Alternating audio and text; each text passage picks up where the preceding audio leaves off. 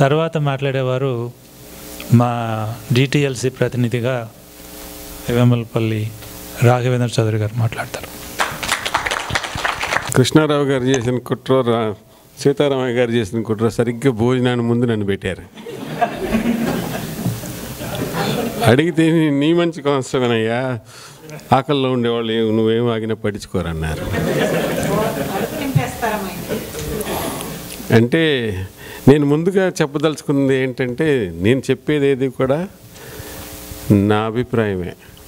నేను ఈ మాటలన్నీ డిటిఎల్సి వారితో చర్చించి వారి ఆమోదం తీసుకోలేదు కాబట్టి నా మాటలు ఏవి డిటిఎల్సికి ఆపాదించవద్దని మనవి. ఆ బొమ్మ కనపడుతుంది, ఆ బొమ్మ ఏంటి సరే వచ్చేలోపు డిటిఎల్సి గురించి టూకీగా చెప్పి ముగిచేస్తాను. టూకీ అంటే తెలుగు మాటే. నేను అదే రాత్రి నిఘంటువు చూసా. అంటే నేను మళ్ళీ ప్రత్యేకంగా సాహితీ సంస్థల మనుగడ ప్రశ్నార్థకమైన అని శీర్షిక పెట్టుకున్నాను. అవునో కాదో మనం అభిప్రాయం వెలిపించుకోవచ్చు. ఎందుకంటే ఇప్పుడు దైవభక్తి, దేశభక్తి కూడా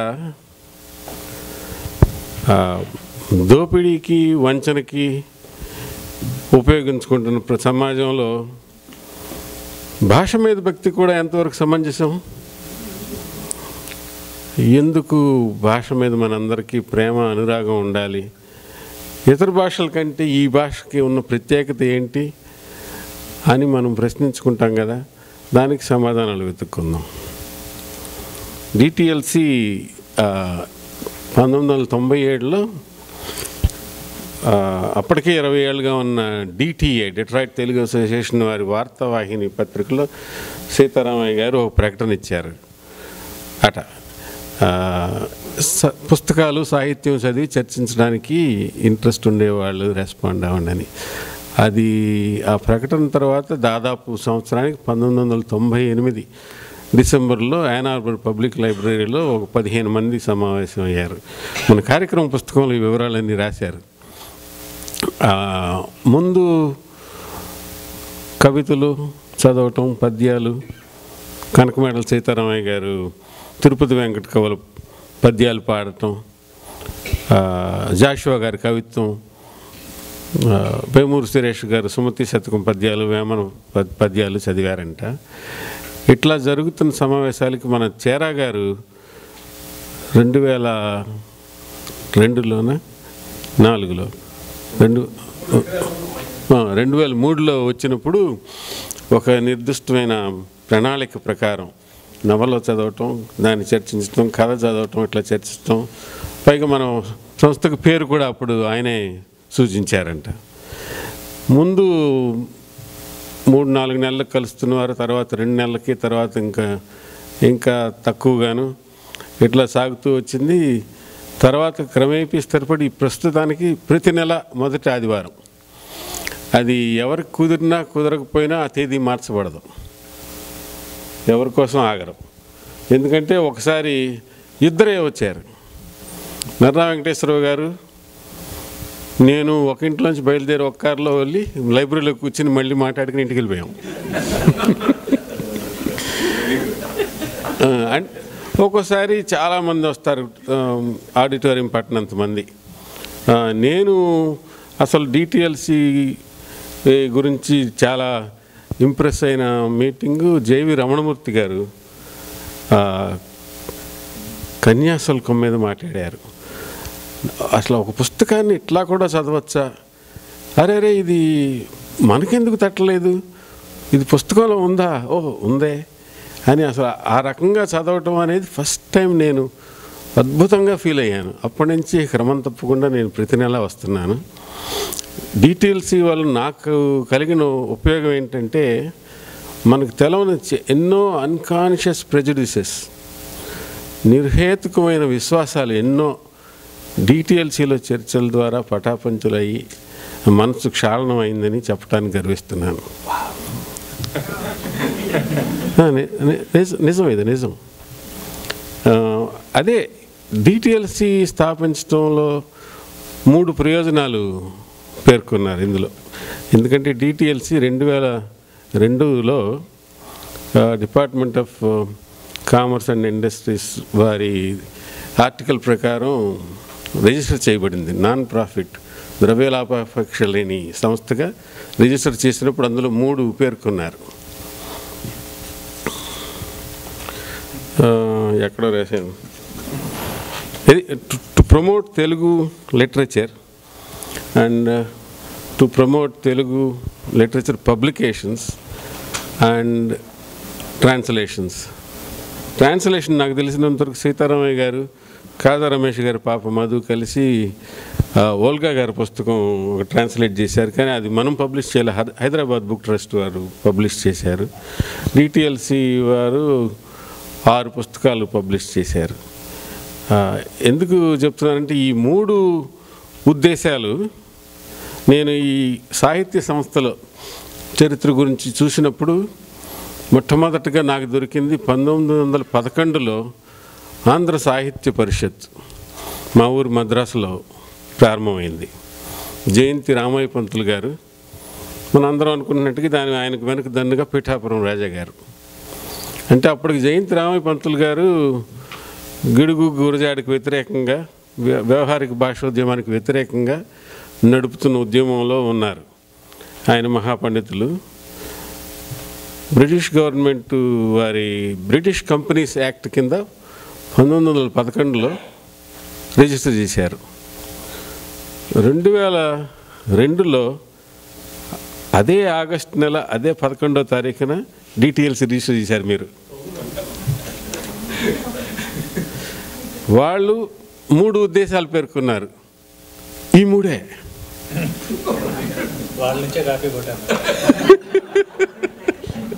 ఇది నాకు ఆశ్చర్యంగా అనిపించింది.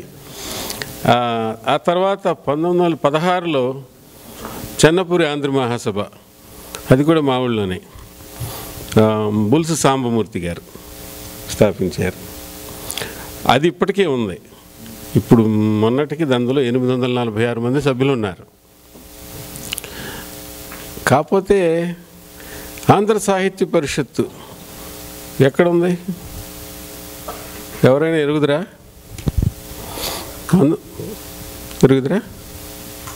ఎందుకంటే అది 1918లో 18 నుంచి 20 దాకా ఇదమిద్దంగా సాగింది.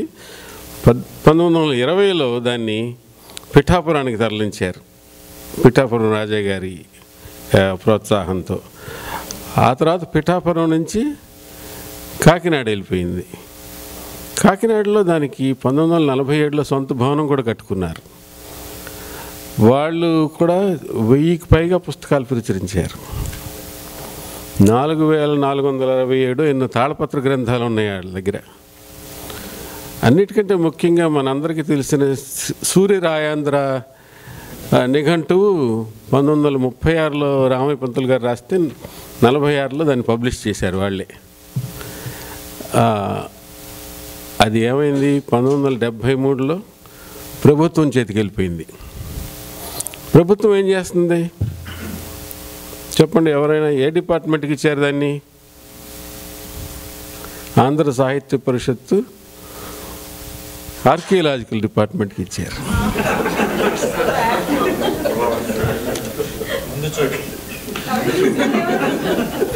అది ఇప్పుడు Andhra Sahitya Parishat government museum and research centre అని పెట్టారు. సో మ్యూజియం అని పెట్టారు కదా, రూఫ్ లీక్ అవుతుంది. చిట్టనరాజు గారు రాలేదు, వస్తే ఆయన చెప్పేవారు రూఫ్ లీక్ అవుతుంది, ఈ పుస్తకాలన్నీ పాడైపోతున్నాయి అని. అంటే 2010లో శతదినోత్సవం చేసి 4 కోట్ల రూపాయలు మంజూరు చేశారు. దానికి మంజూరు చేశారు ఇవాళ. చెన్నపూరి ఆంధ్ర వచ్చిందా? బొమ్మ వచ్చిందా? ఆ బొమ్మ చూడండి అందరూ. బొమ్మ మళ్ళీ వస్తా టైం ఉంటే. చెన్నపూరి ఆంధ్ర మహాసభ తెలుగు మాట్లాడే వారి అందరి దగ్గర డబ్బులు వసూలు చేసి విక్టోరియా పబ్లిక్ హాల్ అని ఉంటుంది, మద్రాసు ఎరిగిన వారు ఎవరికైనా తెలుసు, విపి హాల్, అందులో పెట్టారు. దాన్ని 2010లో గెంటేశారు, మొన్న అక్కడి నుంచి బయటికి వెళ్ళిపోయారు. ఎంతో ఘనమైన చరిత్ర, మనందరికంటే ఎంతో తెలివిగలాళ్ళు, సమర్థులు అందరూ చేసినా కూడా సాహిత్య సంస్థలు ఇట్లా అయిపోతున్నాయి. మన డిటిఎల్సీ ఎంత అయితే ఆంధ్ర ప్రభుత్వం తప్పు కాదు, ప్రభుత్వం మందేగా, మనమేగా ప్రభుత్వాన్ని పంపుతున్నాం, మందే తప్పు.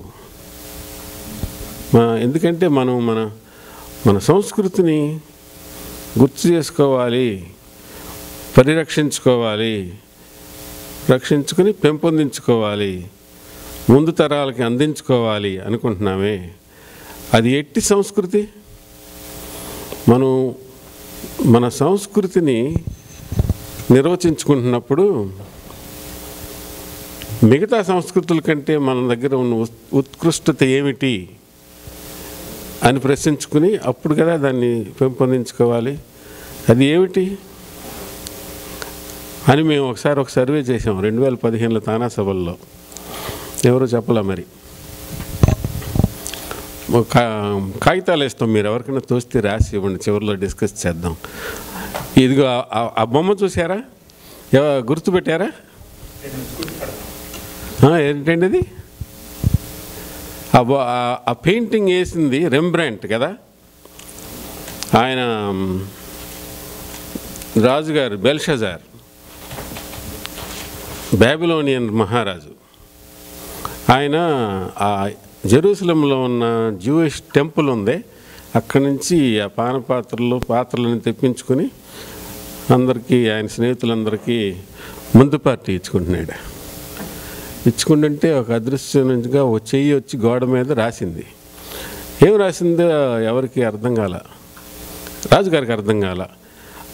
తన ఆస్థాన పండితులందరినీ తెప్పించుకొని చదివించాడు, ఎవరు చెప్పలేకపోయారు. అప్పుడు డేనియల్ని పిలిపిస్తే ఆయన చెప్పాడు, నీకు మూడింది అని రాసింది అది అని. ఆ రోజు రాత్రే పర్షియన్ల చేతిలో ఆయన చచ్చిపోయాడు, పర్షియన్ల వశం అయిపోయింది. ఎందుకంటే మనకి ఇప్పుడు రైటింగ్ ఆన్ ద వాల్ ఈ పెయింటింగ్ పేరు. So they couldn't read the writing on the wall and then the company had to close అంటారు చూడండి. అట్లా మనం రైటింగ్ ఆన్ ద వాల్ చదవలేకపోతున్నాం. మనకు అంటే మన చెన్నై సూరి గారు రాశాడు, నాకు కనపట్ల అది, నేను గుర్తున్నంత వరకు చెప్తా. భోగాలము దాపించిన వారు దీప నిర్వాణ గంధమును మూర్కొనరు,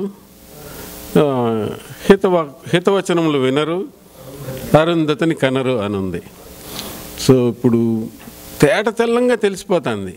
మనలో అందరూ ఎవరికి వారు ఒక ప్రశ్న వేసుకోండి, మన పిల్లలు ఎంత తెలుగు మాట్లాడుతున్నారు, ఎంత తెలుగు చదువుతున్నారు, పోనీ అంతగా కాకపోతే మన మనవలు ఎంతమంది తెలుగు మాట్లాడుతున్నారు, చదువుతున్నారు. మనం ఇక్కడ ఉండి కాదు, ఆంధ్రదేశంలో ఉన్న మన వాళ్ళందరినీ మీరు ఆ ప్రశ్న వేసి చూసండి, లేరు, తెలుగు చదివేవారే లేరు. మనం ఇక్కడ సాహిత్య సంఘాలు పెట్టుకుని పెంపొందించుకోవడానికి జుట్టున్నమ్మాయి కదా, కొప్పు పెట్టుకోవాలి, ఏ రకమైన కొప్పు పెట్టుకోవాలని ఆలోచించేది. నాలాంటి వాడికి ఎందుకు? భాష లేనప్పుడు సాహిత్య సమితి ఏంటండి? ఉండదు. మనం దాని గురించి బాధపడి కూడా ప్రయోజనం లేదు. నాకు అన్నిటికంటే నచ్చిన సామెత రెంటాల గోపాలకృష్ణ గారిది ఒక పుస్తకం ఉంది, నా దగ్గర సామెతల పుస్తకం. అందులో దంపినమ్మకి బొక్కిందే దక్కుడు అన్నారు. అట్లా ఇప్పుడు మనకి అదే, మనందరం ఇప్పుడు కలిసి మాట్లాడుకుంటున్నాం. ఇంతమంది మంచి మనుషులు, ఇంతమంది సత్సాహిత్యం, వాళ్ళందరితో సాన్నిహిత్యం, మాటలు, ఇదే మనకు మిగిలేది. ఈ సాహిత్య సంఘాలన్నీ నిర్వహించి మనం ఏదో గొప్ప ప్రయోజనం సాధించబోతున్నాం. తెలుగు సాహిత్యానికి, తెలుగు భాషకి, దేశానికి, సమాజానికి ఏదో సాధించి పెడుతున్నాం అనేది ఒట్టి మాట. అటువంటి ఆశలు మాకు లేనే లేవు. మేమంతా ఒక రకమైన birds of the same feather కాబట్టి ఒక చోట కూడుకుంటున్నాం. మాకు నచ్చినట్లుగా కాలక్షేపం చేస్తున్నాం. దాన్ని ఇంకెవరికన్నా పనికొస్తే పంచి పెడతాం అంతే. ఎందుకంటే ఈ సాహితీ సమితులు మీరు చేస్తున్నారు కదా, మీకు చాలా ప్రశ్నలు ఎదురవుతాయి. 20 ఏళ్ళుగా ఉన్నాం కాబట్టి నాకు జరుగుతుంది ఇది. మీరు ఫలానా ప్రాంతం వాళ్ళని ఎంతమందిని పిలిచారు, ఈ కులం వాళ్ళని ఎంతమందిని పిలిచారు, ఆ కులం వాళ్ళ పుస్తకం చదివారా అని ప్రశ్నలు వస్తూ ఉంటాయి. ఎందుకంటే ఇది అందరినీ లోకోద్ధరణ కోసం పెట్టిన ధర్మ సంస్థ, ప్రభుత్వ సంస్థ కాదు. మన ఆనందం కోసం మనం నడుపుకుంటున్నాం. ఇది ప్రచారం చేసి అందరికీ ఉద్ధరించాలని మనకేమీ డ్యూటీ లేదు. నా ఉద్దేశమే. ఇది డిటిఎల్సీకి ఆపాదించకండి. ఎందుకంటే స్వప్రయోజనం కోసమే ఇక్కడ మేమందరం కోరుతున్నాం. 15 సెకండ్లు ఉంది అంతే. నేను ఆపేసి ప్రశ్నలు ఏమైనా ఉంటే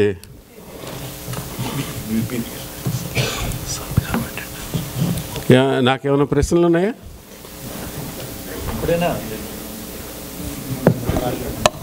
ఇక్కడ 15 సెకండ్లు చూపించింది అందుకని. సరే.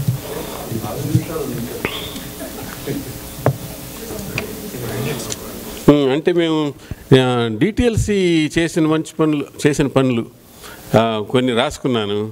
2002లో వంగూరి ఫౌండేషన్ వారిది 3వ అమెరికా సాహితీ సదస్సు నిర్వహించాలని అడిగినప్పుడు ఇక్కడ యానార్బర్లో నడిపారు. నేను లేనప్పుడు. నేను 2005లో నుంచి మొదలయ్యాను. తర్వాత ఇది కంపెనీస్ యాక్ట్ కింద వాళ్ళు చేసినట్టుగా ఇక్కడ మిషిగన్ లా ప్రకారం చేసుకున్నామన్నాను కదా. ఇది డైరెక్టర్ బేస్డ్ కంపెనీ. 7 డైరెక్టర్లు ఉన్నారు. అందులో ఒకరు డెట్రాయిట్ తెలుగు అసోసియేషన్ ప్రెసిడెంట్, అధికార రీత్యా ex officio president. So board meeting executive board మెంబర్గా చేసినప్పుడు తర్వాత బోర్డు మీటింగ్ పెట్టారు. మనకి అమెరికా వచ్చినప్పుడు ఇన్నాళ్ళకి మనం బోర్డ్ ఆఫ్ డైరెక్టర్స్లో మెంబర్ అయ్యాము అని నేను సూట్ కుట్టించుకుని లిమోజిన్ అప్పటికి పెట్టుకునే తాహత లేదు. వస్తే 2 లాగులు వేసుకుని వచ్చారు. నేను వెళ్ళగానే నువ్వు వెళ్ళి 2 మిక్సర్ పొట్లాలు పట్టా అన్నారు. ఆ అనుభవం అట్లా అయిపోయింది. 2008లో మా 10వ వార్షికోత్సవం చేసుకున్నాము. అప్పుడు మీలో చాలామంది ఇక్కడ ఉన్నారు. తర్వాత 2010లో 9లో కొడవట్టుకట్టి కుటుంబరావు గారు, శ్రీ గోపిచంద్ వారి శత జయంతి ఉత్సవం చేశాము. ఇంకొకటి ఏంటంటే ఇక్కడ డెట్రాయిట్లో వీళ్ళందరూ సాహిత్యం వాళ్ళు ఏదో పద్యాలు పడుకుంటారు, పంచలు కట్టుకుని పిలకలు పెట్టుకుని అనుకుంటారు. కానీ దాంతో ఏమన్నా లోకల్గా సాహిత్యం జరిగినప్పుడు నేను పుస్తకాలు కొట్టుకెళ్ళినా సరే అందరూ నాకు భక్తి, సాయిబాబా భక్తి గీతాలు అన్నీ తెచ్చిస్తూ ఉంటారు. ఎందుకంటే సాహిత్యానికి భక్తికి సంబంధం లేదని ఎరగరు కదా. పైగా అందరూ మమ్మల్ని లిటరసీ కమిటీ అని పిలుస్తారు. లిటరసీకి లిటరరీకి ఏముంది సంబంధం? అయినా మాకు ఇప్పుడు లోకల్గా ఇప్పుడు తెలుగు సంఘాలు ఉంటాయి కదా. ఇప్పుడు తెలుగు సంస్కృతికి సినిమా సంస్కృతి పాలైపోయింది కదా మంది. సో దానికి దూరంగా ఉండే వాళ్ళందరినీ లిటరసీ వాళ్ళు అనుకుంటారు. సో 2015లో ఇక్కడ 2005లోను 2015లోను తానా సభలు జరిగినప్పుడు ఈ లిటరరీ యాక్టివిటీస్ అన్నీ మమ్మల్ని అడిగి చేశారు. కాకపోతే 2015లో మేము తెలుగు సాహిత్యంలో స్త్రీ పాత్ర చిత్రణలో వచ్చిన మార్పులు అని ఒక వ్యాసరచన పోటీ నిర్వహించి వాళ్ళందరికీ బహుమతులు ఇచ్చాము. వచ్చిన వ్యాసాలన్నిటికీ ఒక పుస్తకంగా వేసాము. ఆ తర్వాత మొన్న కూడా సాహిత్య విమర్శ మీద ఇట్లాగే ఒక వ్యాసరచన పోటీ నిర్వహించి అందరికీ బహుమతులు ఇచ్చి దాన్ని ఒక పుస్తకంగా వేసాము. ఇక్కడ నవీన్ గారు ఎక్కడ? నవీన్ గారే దాంట్లో మొత్తం మాకు సహకరించేవారు. మేము వేసాము అని చెప్పుకుంటాం కానీ వేసేది ఆయనే. అట్లాగే ఇప్పుడు ఒక అయిపోయింది. ఆఖరిగా లఘు చిత్ర పోటీ ఒకటి, తర్వాత దాన్ని వీడియో వేసి చూపించండి శ్రీనివాస్ గారు. ఆపేస్తా.